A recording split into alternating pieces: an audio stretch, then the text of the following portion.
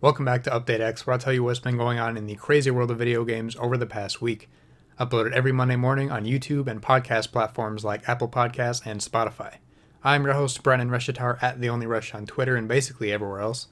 Today's update 7.3 for July 20th, 2020, where I'll be telling you about XCloud coming to Game Pass, Xbox's main focus for the future, basically a lot of Xbox news this week, and more. Let's get into it. So, as I just said, most of this is going to be Xbox news. And starting with Microsoft discontinues Xbox One X and Xbox One S Digital Edition ahead of Series X launch. This is from Tom Warren at The Verge. In a statement to The Verge, a Microsoft spokesperson said, quote, "As we ramp into the future with Xbox Series X, we're taking a natural step of stopping production on Xbox One X and Xbox One S All Digital Edition. Xbox One S will continue to be manufactured and sold globally." That being the normal Xbox One S that has the disk drive, and the digital one without the disk drive is the one that's being discontinued. And hearing that statement makes the recent $100 off sales that they had on the Xbox One X, those make more sense now that we've found out that they're getting discontinued. And jumping back to the article, while production is ending on the Xbox One X and the Xbox One S Digital Edition, it's likely that stock for some retailers will still be available in the coming months. So this news gives a bit of weight to the rumor of Lockhart being an all-digital console, with the Xbox One S all-digital being the only all-digital option for an Xbox right now.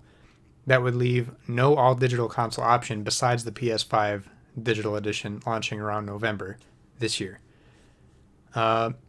But we'll see if the rumored August reveal for Lockhart comes to fruition, if that ends up being the case. And there is one benefit to those two SKUs of Xboxes being discontinued. There will be less options to confuse parents trying to get their kids a console, so there won't be like 6 different ones to choose from, where a parent or grandparent or whatever goes to Best Buy and says, "Hey, I want to buy my kid an Xbox." And the employee has to go, "Alright, do you want an Xbox One, a One S, a One X, a One S Digital, a Series X, a Series S, what do you want?" And then the parent just says, "Fuck it, I'm getting a PS5, or I'm just not getting my kid a console." So, one plus side to this. And continuing with Xbox news, it looks like the Xbox Live Gold 12-month subscription option is getting phased out. This story is from Alyssa Mercanti at GamesRadar. And this news comes after seeing the UK and the US Microsoft sites only have 1 and 3 month packages available for Xbox Live Gold. That's what the article says. I looked myself, and at least the US store still has the 6-month option available, but the year option is gone.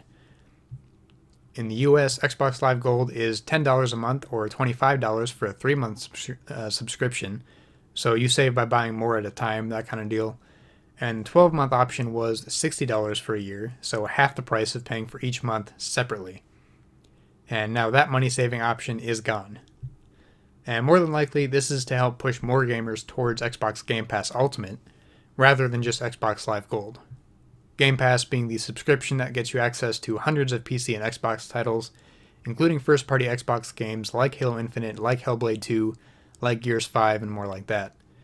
And Game Pass Ultimate, which is Xbox Live Gold and Game Pass combined, is $15 a month with no yearly package option to save money. That one you can only buy monthly. And that was the initial reason I didn't want to start paying for that, because instead of paying $60 a year like I was with Xbox Live Gold, with that annual option, I'd essentially be paying $180 a year for the $15 a month for Game Pass Ultimate, including Xbox Live Gold. And that's a big jump for what you're paying every year. Granted, you are getting Game Pass with that, but it's still a big jump, and that's why I didn't want to do Game Pass initially.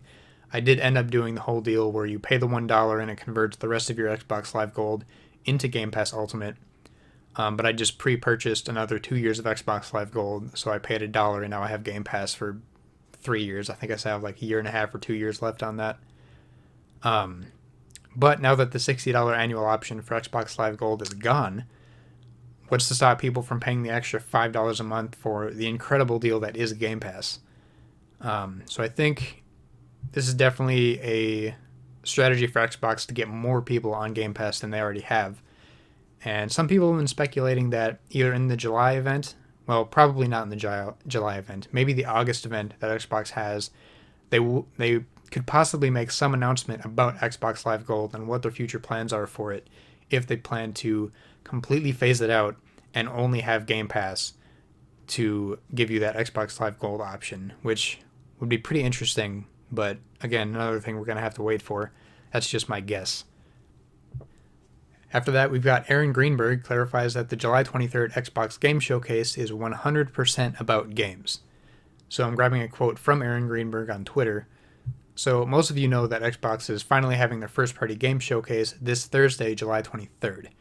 And some people have had some crazy speculations and predictions for what we'll see in the event. And Xbox Games Marketing General Manager at Microsoft, Aaron Greenberg, is trying to accurately set expectations for it this time, as opposed to the third-party event back in May, where they said we were going to get a lot of gameplay, and we didn't. So on July 16th, he tweeted this message. Quote, I know everyone is excited for Xbox Game Showcase next Thursday. Seen some wild expectations, so if helpful, this show has one focus, games. No business, devices, or similar news, just games. A whole show about an hour long focused on games. I hope you enjoy it. So that's the end of his tweets, and so do not expect to see a Lockhart reveal.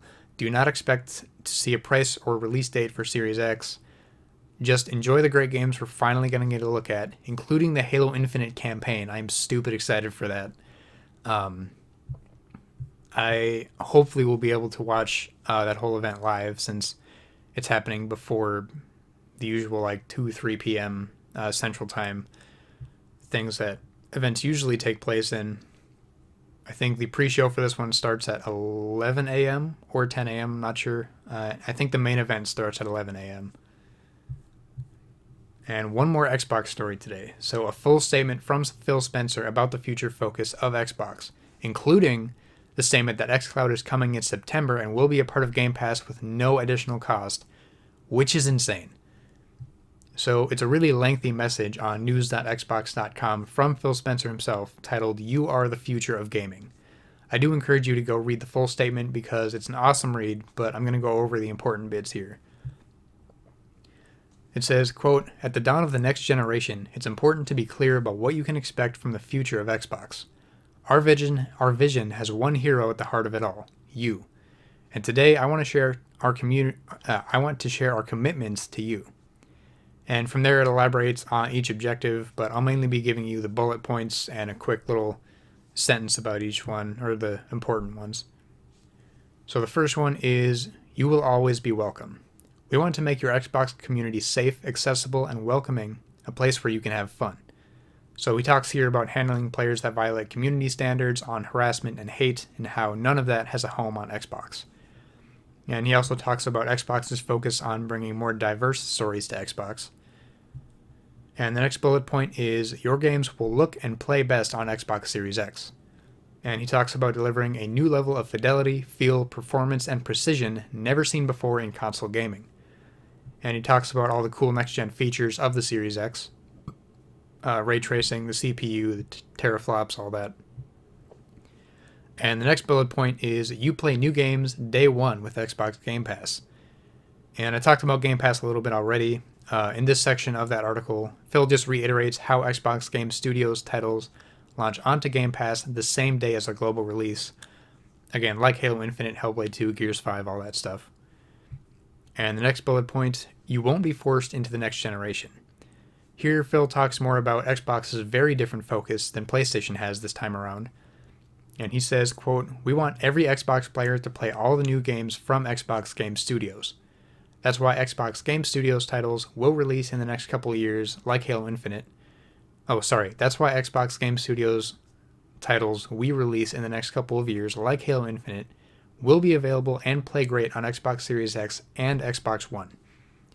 So, like they've said before, no Series X exclusives for the first couple years. You will still be able to play the first-party titles on your Xbox One, so you don't have to make the jump to Series X right off the bat.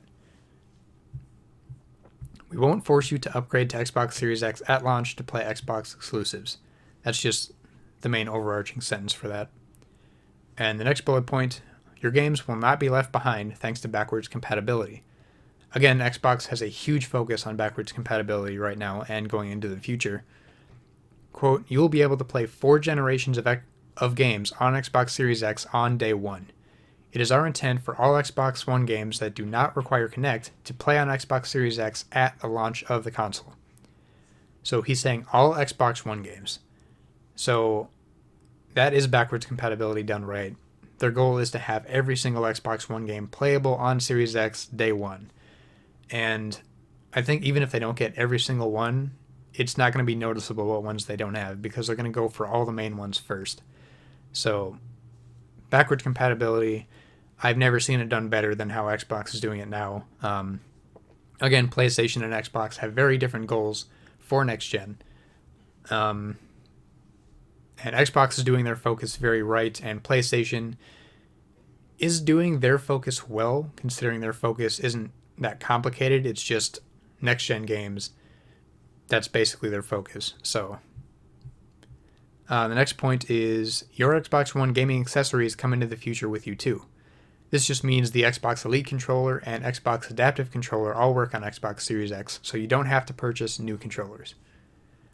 And the next point, there's a lot here, I told you that. You can buy games once at no added cost. Here, Phil is talking about smart delivery, meaning for whatever games take advantage of this, you buy the game once for whatever Xbox console you have, and never have to buy it again when you upgrade to a better box. Quote, "You always have the best available version of supported games on whatever Xbox console you are playing on at no additional cost. Xbox Play Anywhere digital titles also enable you to buy once and play on both Xbox consoles and Windows 10 PCs." So just recently I did that where I finally bought Cuphead on Xbox, and I was debating whether I wanted to get it on Xbox or PC because I played a lot of side scrollers on PC, so I'm used to keyboard controls, so I didn't know where I wanted to buy it, but it's a Play Anywhere title, so I bought it on my Xbox and I can play it on either one, which is awesome. And the next point, you choose how to jump into the next generation of gaming, where Phil talks about Xbox All Access, where you can get an Xbox Series X and Xbox Game Pass Ultimate for a low monthly price with no upfront costs, no finance charges, and no hidden fees. A couple more points. You are in control of a healthy and balanced gaming lifestyle, which is just about the new Xbox Family Settings app for phones, which provides a simple and convenient way to create child accounts, customize family settings, and ensure that your kids have Xbox to gaming that you feel is appropriate. Last bullet point, and the biggest one, quote, "You will get more from your Xbox Game Pass Ultimate membership." The article reads, quote, "Finally, today we're announcing that this September in supported countries, we're bringing Xbox Game Pass and Project xCloud together at no additional cost for Xbox Game Pass Ultimate members. So all Game Pass members will be able to play over 100 Xbox Game Pass titles on your phone or tablet. And because Xbox Live connects across devices, you can play along with nearly 100 million Xbox Live players around the world. This is actually a big announcement, and the fact that it comes at no additional cost is insane. I was fully expecting xCloud to be a separate subscription service where you pay whatever other, like $10 a month or whatever, to use xCloud, which, if you don't know, is Xbox's streaming service where you're on your phone or tablet or whatever, and it's like Google Stadia, where from the Xbox's servers in the sky, they will stream a game to your phone or whatever, and you use an Xbox controller or whatever else, and play Xbox games on your phone. So there would be a very tiny bit of latency with that, where you see a slightly noticeable difference between when you hit a button on the controller and when it happens on your phone, but not enough to ruin your gameplay experience at all, from what I've heard about it. So that's what xCloud is. I'm very excited for this, and I cannot wait to finally try out xCloud. I was not able to get into the iOS beta for that. September, xCloud is coming to Game Pass for no additional cost. Everybody that has Game Pass will be able to try it out.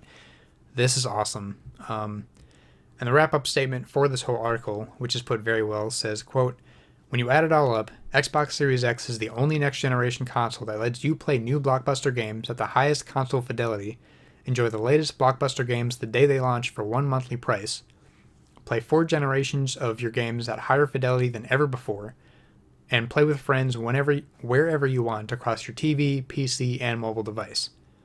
And with Xbox All Access, you can jump into the next generation for one low monthly payment and no upfront costs.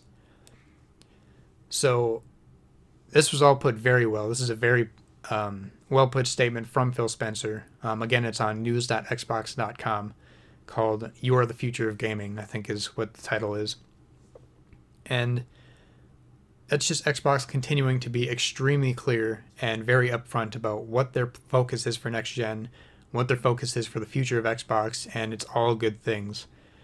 And this whole xCloud thing makes things worse than they already are for Google Stadia, which is sad to see, but Microsoft is doing the whole cloud thing so right. And another question I thought of during this is there a way to get xCloud if you don't have Game Pass? Because they didn't really say anything about that. It seems like you get xCloud if you have Game Pass, and there's not some kind of separate thing where if you don't have Game Pass, you pay whatever else for xCloud. I don't think that's an option from what I've seen. Which would be yet another way for Microsoft to push Game Pass to even more people. So they're definitely going all in on Game Pass, and I think they're doing it very well. And speaking of Stadia and how it's usually underwhelming, I have a recap of the Stadia Connect event that happened last week. And the recap is from Chris Carter at Destructoid. I'm pretty sure it was Destructoid because my notes autocorrected it to Destruction. They showed off a new feature called Click to Play, which allows you to click a link from the content creator if you're watching on YouTube or something.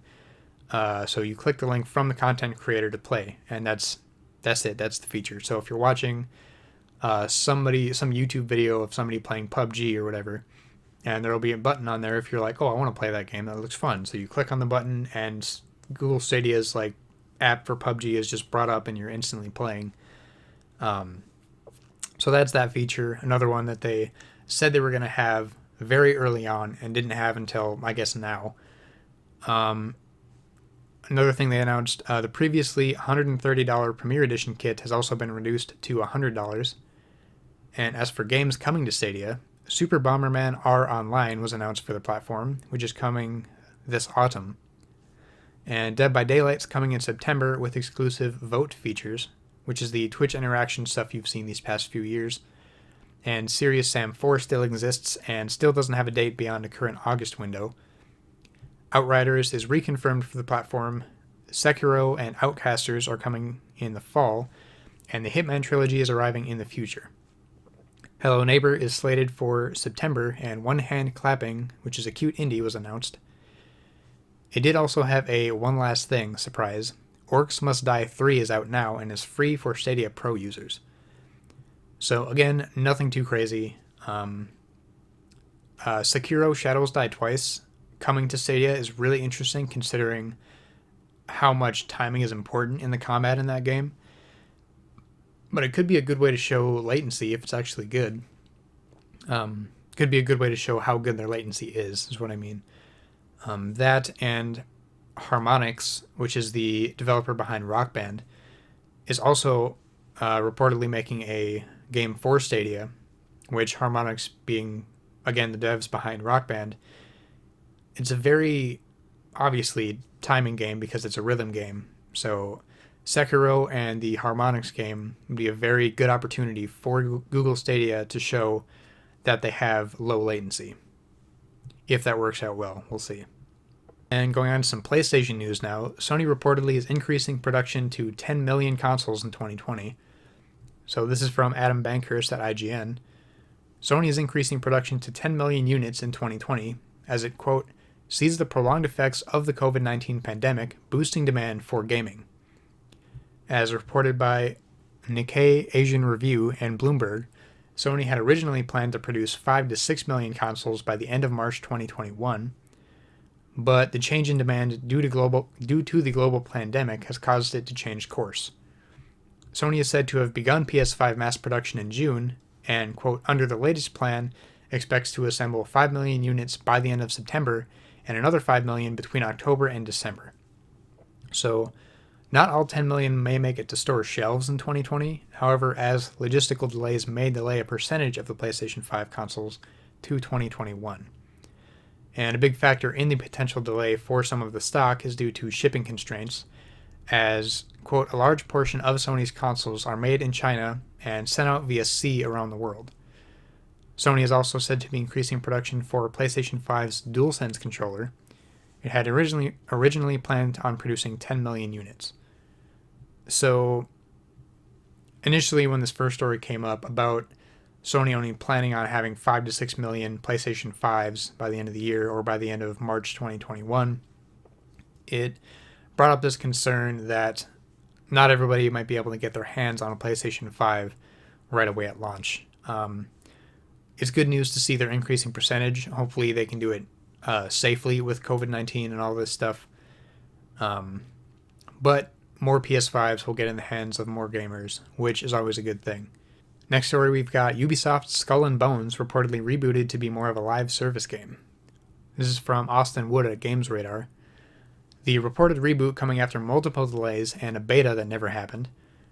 A new report from VGC, citing anonymous sources close to the game's development, claims that Skull and Bones was delayed because its lead developer, Assassin's Creed Black Flag contributor Ubisoft Singapore, was struggling to distinguish it from the company's other IP.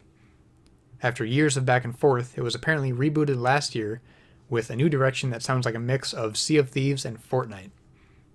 The live events and storytelling moments of Fortnite were seemingly a major inspiration for the new Skull and Bones, and Ubisoft Singapore is said to be pursuing a live service structure that would prioritize regular content updates, and Skull and Bones was initially pitched as a multiplayer sandbox built around PvP ship battles, but it's unclear how much of its original vision remains intact. VGC reports that Ubisoft is now seeking to entice players who may not fall into its traditional competitive or action demographics, so we may see Skull and Bones evolve into a more freewheeling sailing experience. So when this game first got announced, whenever it was, I think a couple years ago, I was pretty interested in seeing what it would become, because I was a huge fan of Assassin's Creed Black Flag, and up until recently I thought Skull and Bones was just dead and never happening. But it's good to see it's not totally dead. It's good to see they're thinking about the different directions they could go with it. Live service would be pretty interesting for a pirate-esque game. And going on to rapid fire stories, which again is where I just go over quick snippets of other stories that didn't need to be a whole conversation in the episode. Jeff Keighley got hands-on with the DualSense, the PS5 controller, but it basically told us nothing we didn't already know. Watch the video if you want to see some gameplay from Astro's Playground. That's the only new thing we really see. New Avengers details and the next War Table stream was announced. Square Enix announced that the beta for Marvel's Avengers will begin August 7th for PS4 players who pre-ordered the game, August 14th for the rest of PS4 players, and August 21st for PC and Xbox One players. I didn't know they had that console exclusivity, or timed exclusive for the beta. And we will get another War Table stream on July 29th at 10 a.m. Pacific time. And I've read that War Table stream will focus on what you're going to be able to do in the beta. Also, Destiny 2 Beyond Light expansion was delayed from September 22nd to November 10th because of the COVID-19 pandemic. Season of Arrivals will be extended to November 10th as well, so there's not going to be a weird in-between where there's nothing happening. November is going to be an insane month between now Beyond Light expansion for Destiny 2, Cyberpunk 2077, Halo Infinite, which is probably releasing in November, and Assassin's Creed Valhalla. I am going to cry in November because I'm not going to know what to play. Well, regardless of what else comes out in November, I'm playing Halo Infinite first. That's a given. That's what I'm going to play first, but what I'm going to play after that is up in the air at this point. And going on to gaming events this week, as far as I know, there's nothing, actually. And jumping into gaming deals, today's the last day for Xbox's Capcom Publisher Sale, with up to 80% off games like Devil May Cry 5, Marvel vs. Capcom Infinite, Resident Evil games, and more. And today is also the last day for Xbox's Ubisoft Forward Sale, with up to 75% off games like Assassin's Creed titles, Watch Dogs 2, and more. Today is the last day for Xbox's Double Discount Sale, with up to 75% off games like Red Dead Redemption 2, Dragon Ball Xenoverse, Star Wars Battlefront 2, and more. PlayStation still has its July savings deal with up to 50% off games like Bloodborne, No Man's Sky, Ghost Recon Breakpoint, and more. That's until July 22nd. PlayStation's deal of the week is 85% off Far Cry 5 and 70% off the Far Cry 5 Season Pass until July 23rd. Nintendo has more deals than I want to list right now because there's a ton on Assassin's Creed, Team 17 games, WB Family games, Capcom games, Activision Blizzard games, and a bunch more. So just go to Nintendo's deals page, and there's a ton for you to look at there. And new releases coming up via Metacritic. Panzer Paladin releases July 21st for PC and Switch. Rock of Ages 3 Make and Break releases July 21st for Xbox One, PC, PS4, and Switch. Vertigo Remastered releases July 21st for PC. Creeks releases July 22nd for PC, Xbox One, PS4, and Switch. Sid Meier's Civilization 6 Ethiopia releases July 23rd for PC. The Crysis Remaster releases July 23rd for Switch. I thought all versions got delayed after people got mad about the way it looked from that earlier trailer that got leaked, but I guess the Switch version is coming out July 23rd anyway, and the rest of the versions like Xbox and PS4 are the ones that got delayed because Switch isn't going to look as good anyway because it's on Switch.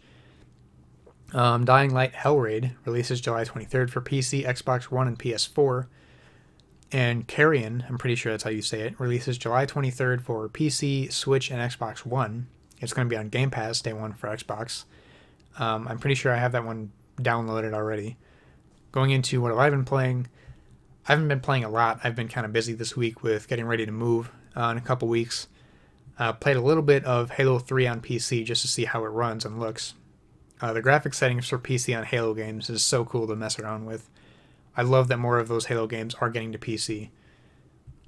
And I started Ghost of Tsushima last night, finally. I couldn't play it right away on Friday because I had moving stuff to do.